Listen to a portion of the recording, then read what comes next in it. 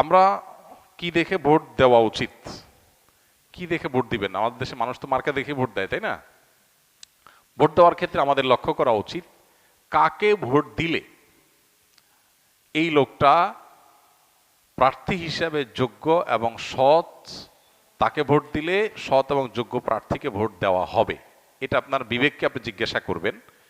আপনি যদি সঠিকটা উদ্ধার করার চেষ্টা করেন, এরপর দেখলেন যে না, আপনি আসলে যেটাকে সঠিক মনে করছেন এটা সঠিক হয় নাই, লোকটা রাইট পারসন না, তাহলে আল্লাহর কাছে আপনার দায় নাই। কিন্তু আপনার চেষ্টা করতে হবে যে যে কয়জন আছে এর মধ্যে সবচেয়ে ভালো যোগ্য মানুষটাকে, সে জিতবে কি জিতবে না এটা আপনার দেখার বিষয় না।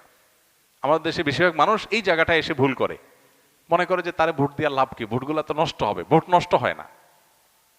একটা ভালো মানুষ যদি অল্প কয়েকটা ভোটও পায়, তাহলে সে এটার উপর ভিত্তি করে সামনে আর কয়েকটা পাবে, তারপর আবার আরো কয়েকটা পাবে। কিন্তু আপনি যদি ভোট দেওয়ার এই রাস্তাটা বন্ধ করেন, অথবা তাকে সে কম ভোট পাবে এই চিন্তা করে আরেকজনকে ভোট দেন, তাহলে কি হবে? এই চান্সে খারাপ মানুষগুলো তাদের খারাপের রাজত্ব আরো বেশি করে করতে পারবে। কেউ জিতুক সেটা আপনি চাইতে পারেন, কিন্তু জিতানো আপনার দায়িত্ব না। আল্লাহর কাছে দায়িত্ব হলো, আপনার কাছে মতামত চাওয়া হয়েছে, আপনি মত দেওয়ার সময় সবচেয়ে ভালো উপযুক্ত ব্যক্তির পক্ষে মত আপনি দিবেন, বাস। এটা হলো আপনার কাজ। যে লোককে ভোট দিলে আপনার ইমান, আমল, ইসলামের স্বার্থ, মুসলিম উম্মার স্বার্থ সংরক্ষিত হবে, আপনি বিশ্বাস করেন। যাকে ভোট দিলে দেশের সার্বিক উন্নতি হবে, চুরি ডাকাতি হবে না, দুর্নীতি 2 নম্বরই হবে না, যে কারণে আমাদের দেশ পিছিয়ে আছে। পৃথিবীর বহু দেশের তলানিতে আমরা পড়ে আছি। যাকে ভোট দিলে আমরা সেখান থেকে উঠার রাস্তা পাবো, তাকে আপনাকে ভোট দিতে হবে।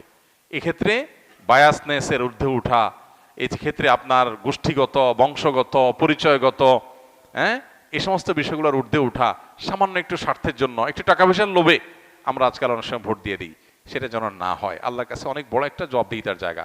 নবীজি বলেছেন, ইদা উসিদাল আমরু ইলা গায়রি আহলিহি ফান্তাজিরিস সাআ। অযোগ্য মানুষকে যখন কোনো জায়গায় বসানো হবে, অপাত্রে যদি মানুষ তার মতামত দেয়, বা কোনো অযোগ্য মানুষকে যদি কোনো যোগ্য মানুষের চেয়ারে বসানো হয়, তাহলে কিয়ামতের অপেক্ষা করবা তোমরা। এটা কিয়ামতের আলামত। এই আলামত এখন চলে আসছে না, আসছে নাই?